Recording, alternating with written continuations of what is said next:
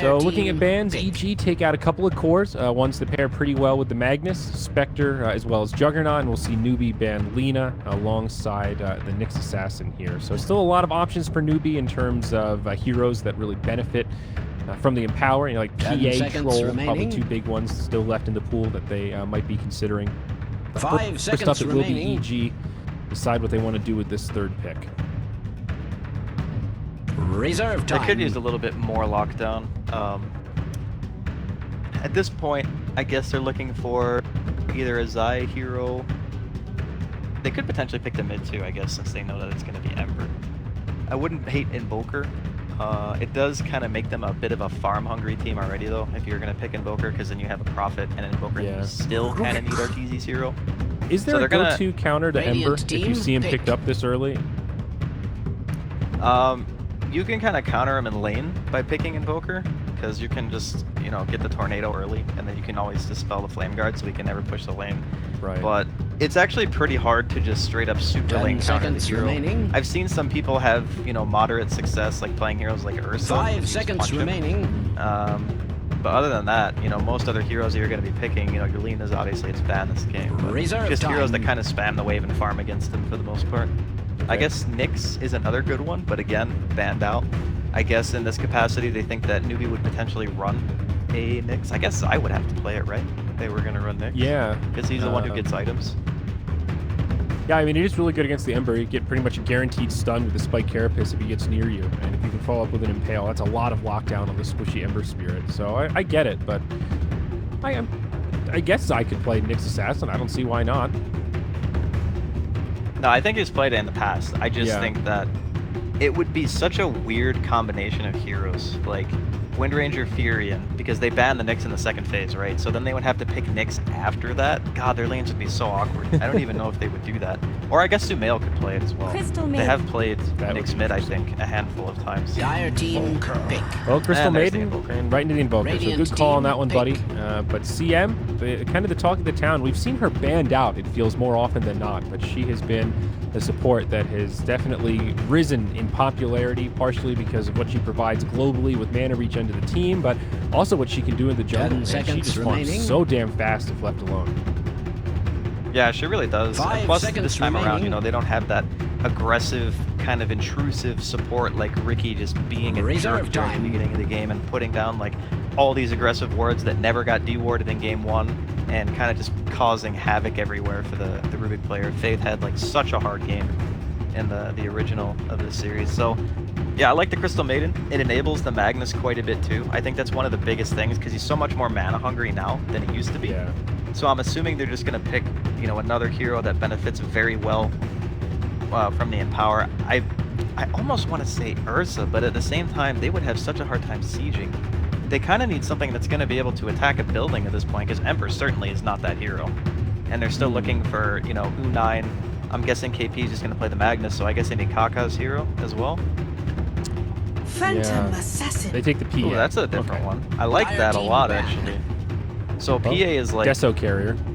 That helps. Yeah, it's a Deso Carrier, but the most important thing about PA against these particular heroes, you know, only one of them has an escape, like a true escape. I don't really count Ghostwalk because, you know, you just have dust. It doesn't really do anything. 10 seconds remaining. But that's the Wind Ranger, right? So now you have like this great gap close. Invoker hates playing against heroes that get in your face. Like Slardar is like the first and foremost comes to mind. You know, BK beats Slardar, Blink jumps you, and you're just like, oh, this is a nightmare. Same thing with PA. Pops BKB, gets in your face. Very, very hard to disengage from that. Very good chase potential. This is going to be like almost a complete 180 from the first game, where it was team fight versus split push. This is like skirmish versus skirmish. Like lots of small scale fighting. Yeah. Earth Spirit, 5th ban from the Evil Geniuses. 10 seconds Newbee will remaining. be looking for that 5th pick support, pretty much guaranteed. 5 seconds remaining. His final choice for Newbee in terms of what to ban. Reserve time. What do they want to take out here? Looking at safe lane heroes for Arteezy. Well, natural MKB or Silver Edge Buyers, I guess, would be a go-to ban. 10 seconds remaining. I mean, Troll is still on the board, but it's going to be the TB, I guess. Okay. TB's a good ban as well. Okay. Dire team. Bounty. So the Bounty Hunter I've is... seen that in a while.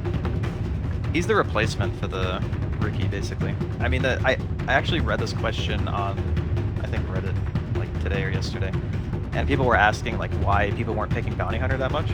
And the main reason why is because Bounty Hunter and Ricky serve the same purpose during the early stages of the game. 5 seconds Except remaining. Bounty Hunter needs to expend mana to do the same thing that Ricky does for free. Like he doesn't have that. He doesn't have that, you know, mana cost holding him down. So he's always able to stay on the other side of the map. Never has to go back to base. That's like the main thing. So Newbee right out their lineup with a hero who's going to benefit all these small skirmishes by being able to get those pickoffs. You know, get the quick jump in with either the Phantom Assassin or the Ember, get your kill and get out, and then supplement that with track gold. So a lot of times these lineups inherently suffer from lack of being able to hit buildings, but the nice thing about Bounty Hunter is it's kind of like a lineup enabling hero because it gives you so much extra gold from getting kills that your item progression just eclipses the enemy team. And then it doesn't matter if your lineup's bad at sieging because you just have such a big item lead that you can just steamroll it. Whereas EG, they are going to pick a Silver Edge Fire. It's Slark. Yeah. Very, 10 very, seconds very remaining. good against Newbee's team. The PA can't really do anything against him during the mid-late 5 game. seconds He remaining. can dispel every single disable. Damn good Slark game. Yeah, Searing Chains, no big deal. Frostbite, no big deal. Pretty much RP. The only thing that might give Slark a little bit of trouble if placed perfectly from the Magnus. But yeah, this is about as good as you're gonna get for a 5th pick Slark kind of scenario. And I think smart. Yeah, for I love EG the Slark here. Not to grab something super greedy like the in that same vein that you were. With the Invoker now, this will, you know, like Slark gets a lot more mobile once he picks up the Shadow Blade. He's looking for kills and looking to hunt. You know, utilize some of the Sunstrike power from the Invoker. So just something that'll line up maybe a that needs to farm for 30 minutes plus. Well, I still think that he's going to farm a lot because You the really hero should just prepare. innately carries items very well. I mean, maybe not to the extent of a troll in like the sheer man mode contest. Troll's definitely going to win that one, but you know, it's great because like you mentioned, it offers you that map pressure, and that's definitely what you want against the lineup of Newbee. You want that hero who feels like almost invincible in a way, unless you're getting, you know, 5 heroes sent at you. So it gives you a lot of flexibility in what you want to do. The only downside to Slark that he may not really even have to worry about this game is he's got a really bad laning phase. Like really, really bad. Super weak, very easy to bully. However, you know, Newbee just don't have the heroes to contest him. So it's going to be a pretty easy lane for him, I think.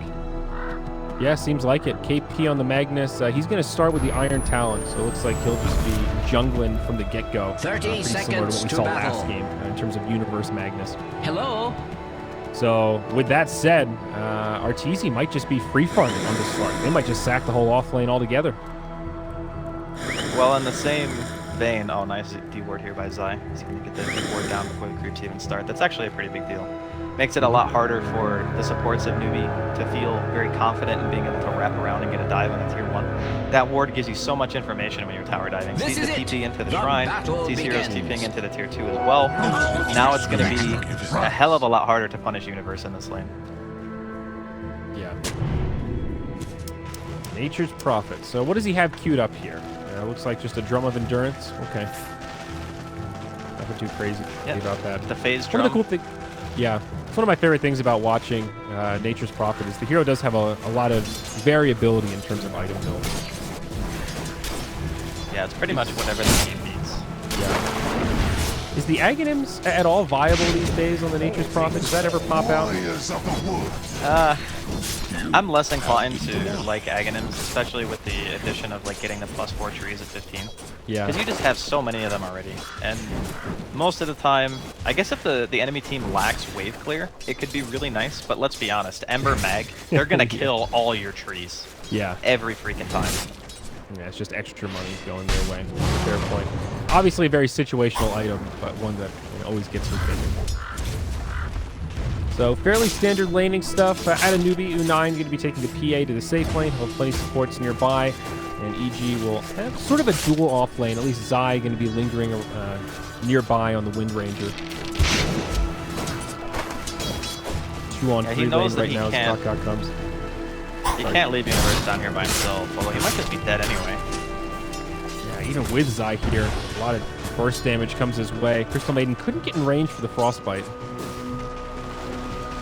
Would have been That was a close. nice attempt, but Universe started with boots, so he understands how dangerous his lane is, even with, you know, having the Wind Ranger next to him. And Faith here giving a shout out to IX Mike, the classic CM set. Very good. Not one you get to see too often. The honorable mention, as they say. Kaka now pressing forward. Trying just to trade with Zai. Universe helping him out with a lot of damage into the bounty hunter. No stout shield. Oh, Universe. He's next level in Kaka right now. He knows that Kaka runs to the left because the bounty rune's gonna spawn, so he just TPs on it. Like, nope, my rune. Pick the play there. So how's mid going? Ember versus Invoker, fairly even. Small advantage for the Ember right now, but actually a 1v1 matchup. It feels like mid in this current meta is so much about the rotations. It's kind of rare to see two heroes just going at it man on man. I think it's just because of the way that EG like to lane. They like force these static laning phases where they allow their individual player skill to kind of shine through. It's a really interesting way of doing it, to be honest, because, you know, Sumail is one of the best mid players, obviously, and then you have Arteezy, who's like one of the best safe players, so ideally, Sumail. Yeah, he's in a lot of trouble, and he's not even going to try to run for it. He'll just stand his ground, knowing that he can't get away from that. First blood drawn for Newbee. It will go the way of the Ember of Triple C. Yeah, but as you know, we were talking about before Sumail got ganked by Kaka there.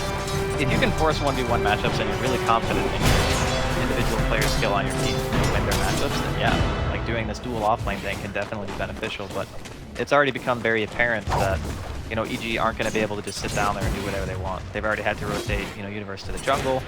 They're going to move, you know, Zai around the map wherever he needs to be. I guess right now that's just dual jungling. I guess he wants the wind run. If he's going to be the one sitting bottom, he kind of needs that escape from the PA and the bounty hunter. Yeah. Well, he goes Shackle level 2, so I guess not. Okay. Back to our Well, this is what Chris did last game. Okay, this time he's got the Tornado, so S-Triple-C will lose his flame guard. This time Sumail survives, but another kind of close call here. A lot of pressure on this Invoker. That's one of the things about Invoker that kind of makes him a little bit rough, is that it is pretty easy to gank him.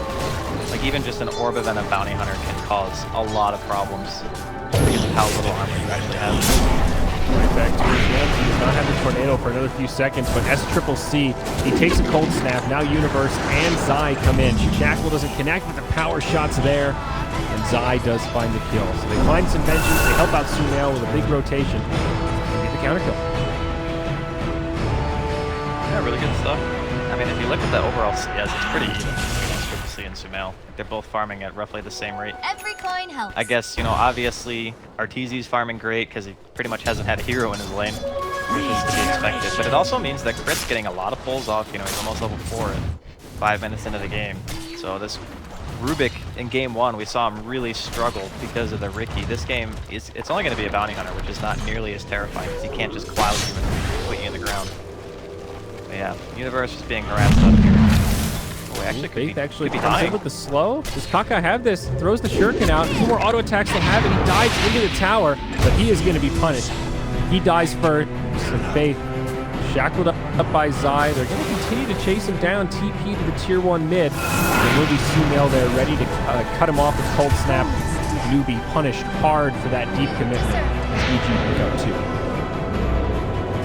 Man, these early movements from Newbee are really not doing them any favors. I mean, the first one was successful because they got the kill on Sumail, but, you know, after that, you think when you're walking into a Nature's Prophet, you're doing the right call because, you know, the Nature's Prophet normally TPs. But when you're ganking him, he can't. But even going for Universe, they still get turned around.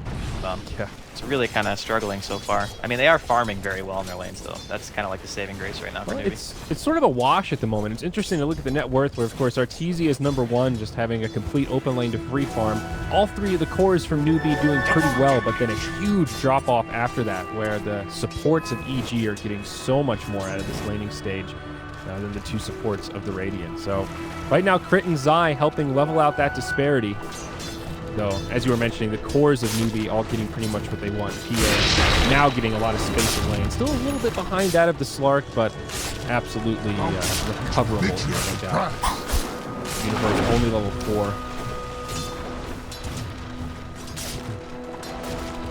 Yeah, I don't think we're going to be seeing a lot more than just like supports running around for the preliminary part of this game, like maybe first 10, 15 minutes or so. Because you really want, like, RP on the Magnus is obviously up, but he's still quite a ways from Blink Dagger. The Ember is going to want, like, at least one item, I think, before he starts to do anything. And then you have a PA who pretty much can rotate whenever. So I guess when U9 feels like he wants to get on the more aggressive side of things, he can just keep the Invoker. If they have Dust, for example, like, they can jump the Invoker really easily mid. Right. The jungling Magnus, man. Second game in a row we've seen it, man. I mean, we're 7 minutes in. He's got Arcane Boots and 700 gold. Really not bad farm on KP for the stage. Number 2 on net worth overall. Actually, really good. He's only like 100 net worth behind the PA. And this guy's been free farming in lane for 7 minutes. Well, in the same vein that we talked about in game 1, where no one was really able to pressure Universe, same thing is pretty much for KP here. When you pick defensive supports or heroes that don't have the capability of just walking into the enemy team's jungle, heroes like Magnus, Legion Commander, you know, anyone else who can hit jungle creeps, Ash is another good example, they're going to get a lot of farm. That's just the trade-off that you're making, and I'm sure that EG recognizes this, so... Yeah. Oh, no doubt. This is just the speed of farm that you get when you are not interrupted in the jungle. And I think that's one of the major reasons why, in this game, Newbee just decided to first phase ban Reiki. They're like, that hero just puts way too much of a wrench in our early game, we just can't deal with it. Yeah.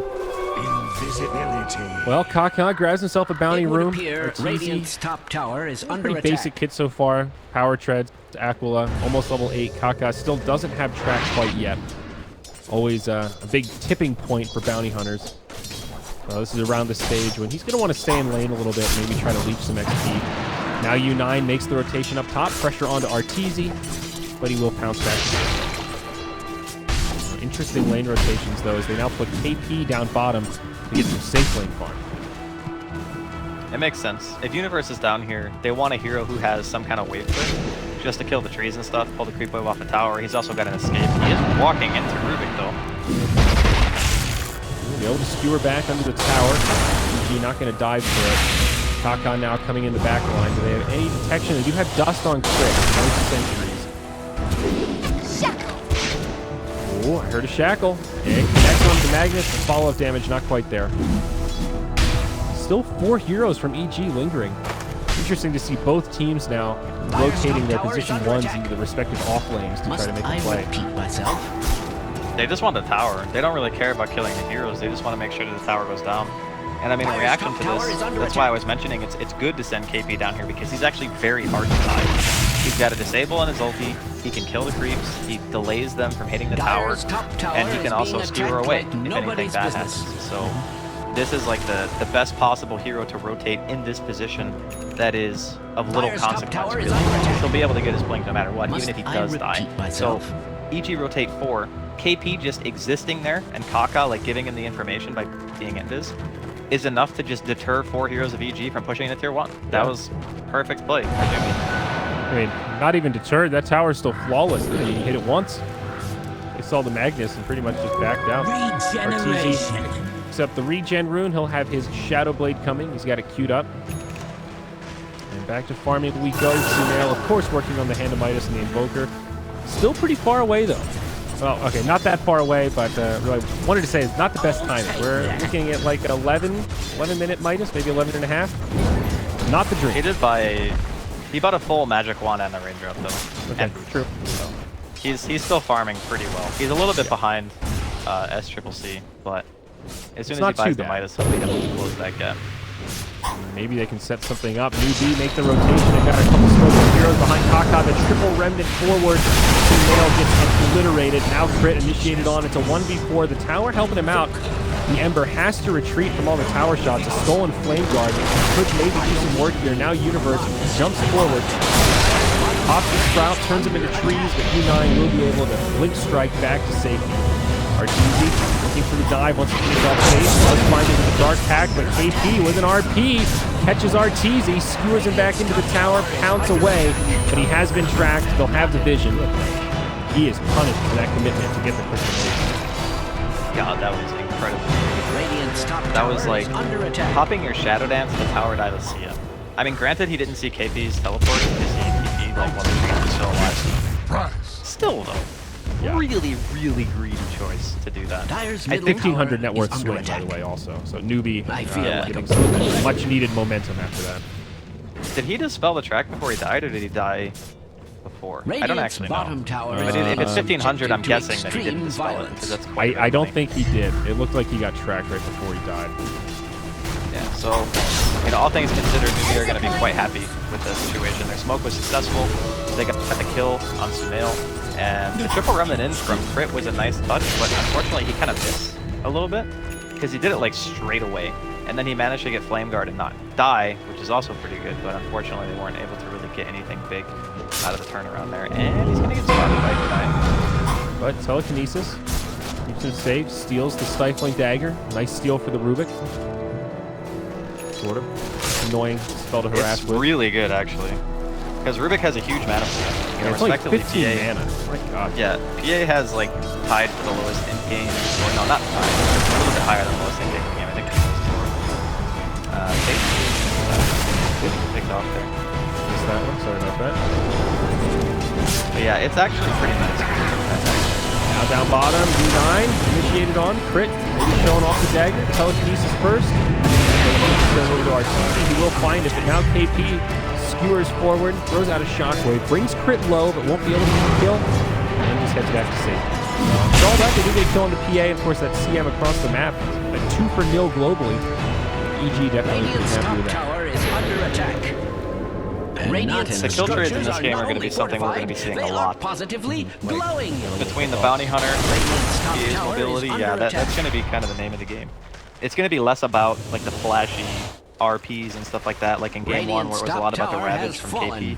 This time around, it's more just about farm efficiency around the map. You've got an Ember and a PA that constantly want to be empowered, and you want to make sure that you're keeping up with the farm speed right now, DG, because they have the heroes to kind of eat up the map, and they do get the power in the meantime. So EG kind of They've got the tools, but they've also got the Hand of Midas. They've got another one coming out on Universe, so that's going to be double Midas going their way also. Even more farm, Draskell. It would appear What have they been calling it here? The Midas Major? under attack.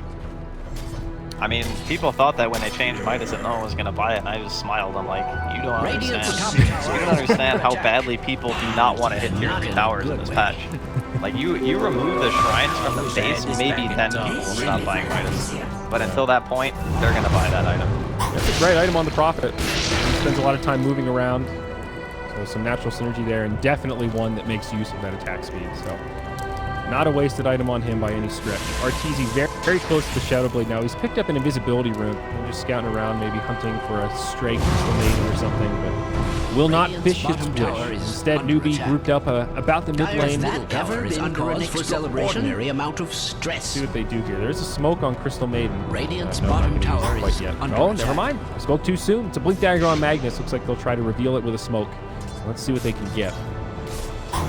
Radiant's bottom Zai tower looking is like the under likely attack. target here at the mid-tier 1. Has that ever been cause for celebration? Kaka actually scouts out Sumail up on the high ground Radiant's here. Can bottom KP hit there in tower has time? He fallen. dodges the tornado. Seems to be the day for it. Yeah, but won't be able to find the Blink RP. There's a lot of wasted timing from Newbee. They're not getting anything out of the Blink yet. They lost their tier 1 in the safe lane. Like, honestly, I think it would have been better to just go for the solo RP on Zai, kill him, and then just claim the tier 1. Dyer's middle Which is tower what they made is me under do. attack. Oh, Sentinel comes down. They find Kaka. It's a great little pick off there.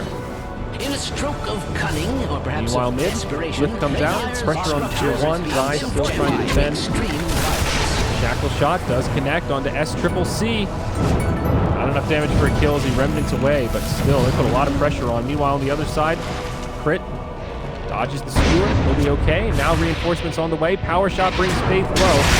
They do not have the shrine to heal up at. They'll lose the Crystal Maiden, but they also lose the Rubik. Now PA stuck inside of the trees. Pump fake on the RP. He still has available. RTZ gets left behind, but he does have the ultimate takes Crit. RP catches him, but they aren't going to have the damage to finish him off. It doesn't look like. He doesn't have the invisibility to survive, and U9 actually does as he blinks forward. God, Great that was setup so there lucky, from actually. KP. Dyer's that was a bottom really tower good is start. being attacked like He nobody's business. daggers him. He takes the DD and turns around and just boom, 600 crit. I think Yeah. you know, had it been just a normal auto attack, there's a good chance he Dyer's wouldn't have middle died. But I tower suppose you is could under also attack. make the argument that he did hit him like 4 or I feel 5 like times a in broken total. record. So he probably would have gotten a crit within those auto Dyer's attacks anyway. middle So tower big turnaround has there fallen. from the side of Newbee. They claim the tier 1 of EG. They get the Slark kill. The RP was committed, but hey, more than worth it. Again, it's not about like these big, huge get a kill. Great use of the RP as well. Now another setup on the Kaka. Sunstrike connects, and they've got all the damage in the world. Zai finds the kill with the power shot. I think at this point it's more just about, you know, how much can Newbee do with the track. I think that's the main thing. I mean, sure, it's going to be nice to have a bounty hunter on your team for information gathering, but you really do kind of want to be, I think, fighting a little bit more. Because Sumail is still pretty easy to take down at this point, right? Like, he's got the Midas, he's going straight into the Aghanims, no defensive items really on the side of EG at this point. There's Midas on the Therian. The PA is actually so strong. As soon as you hit that timing where you have, like, Deso, I guess he's going for the Vlad's next on U9, and then he'll have that BKB. When he gets to that point, he's going to be, like, about as close to unkillable, I think, as you can get. And then he can just jump whoever he wants. If he's carrying Dust, he'll be able to kill Sumail. They don't have really any Dyer's BKB top tower knockdowns. is I under think it's attack. Sprout, but as long as he has the Quelling on it, he'll be able Dyer's to get out of it. structures Or are use fortified. Blink. Yep. So I think that Newbee have this really strong opportunity. Dyer's top tower Slark is being going attacked for the like silver nobody's edge pretty much business. straight away here to break the PA. Absolutely Dyer's needed. top tower With all those items plus 50% evasion, yeah, there's just literally unkillable. This will be keeping a tool. Now down to the bottom lane, Ember Spirit initiated on. A lot of lockdown from EG, but they have the damage. Power shot from Zai does about half of his HP, and they do find the kill before he can drop it. Now Faith initiated on, but easy to trees right away. Fast fingers, Quelling Blade. Smart choice. Not the Quelling Blade. I think he actually dies there. That's a life-saving 100%. Quelling Blade. He was way dead if he didn't have Dyer's top tower is it. under The Sunstrike came in like immediately, so if he doesn't dodge that, he's gonna Power of a hat. pretty much die. Dude, I actually think that if you're playing a support with no escaping or Centurion and you don't have a Quelling Blade, when you have inventory slots, you are just not playing the game correctly. Like, you need that item. Yeah, there's a test to do right there, folks. 3 MMR, Dr. Draskell. Aghanim Scepter up on the Invoker, by the way. So things coming together a little bit more for EG. Maybe thinking about Roshan. Look at Universe, man. He's just like, he knows that Newbee are trying to posture for Roche, like you were mentioning. Like with the Vlad's Deso and Empower, that's more than enough. Like the PA can actually solo Roche at this stage, even though he only has 2 points. So Universe is like, okay, you want to go for Roche? I'm going to just take your tier 3. Yeah. It's a smart choice. Roche falling pretty quickly, though. 2 more auto attacks from this PA, and he's going to be a goner. EG starting to move in, acting like they want to try to make something happen here. Sunstrike is flying through. And it actually gets the kill on Roche. Yeah, snatched by the PA. So EG get the gold for Roshan. Huge play from Sumail.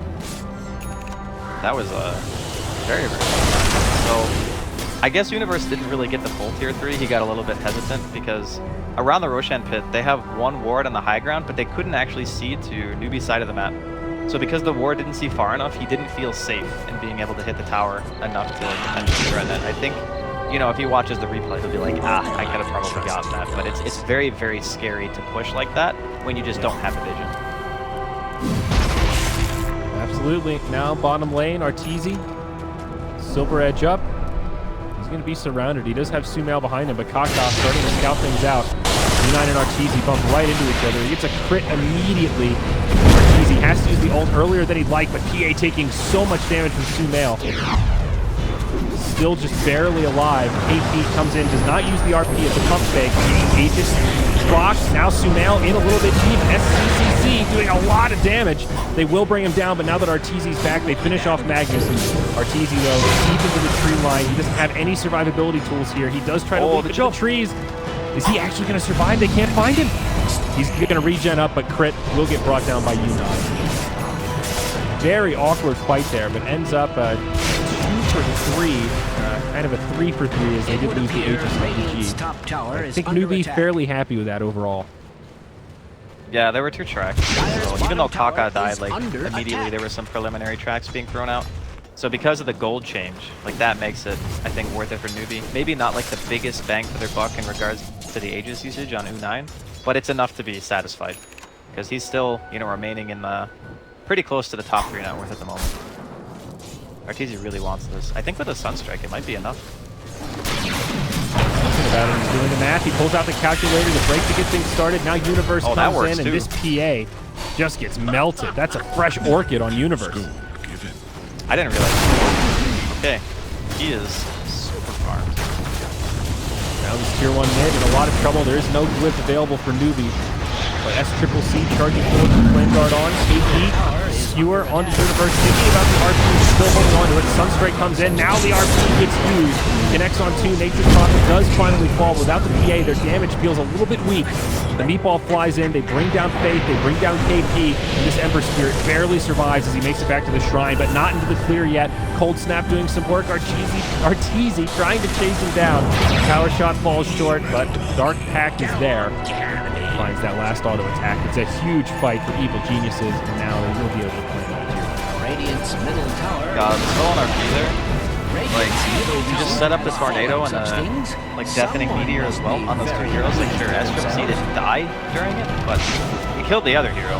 And, like, though, SCC actually played that so unbelievably well to live that long, because he gets the Remnant up to the high ground. He realizes that Sumail's auto attack is literally in midair, and if it hits him, he's gonna die. So he has the foresight to Sleight of Fist the Ancients to dodge the auto attack after the Remnant ends, but then still dies.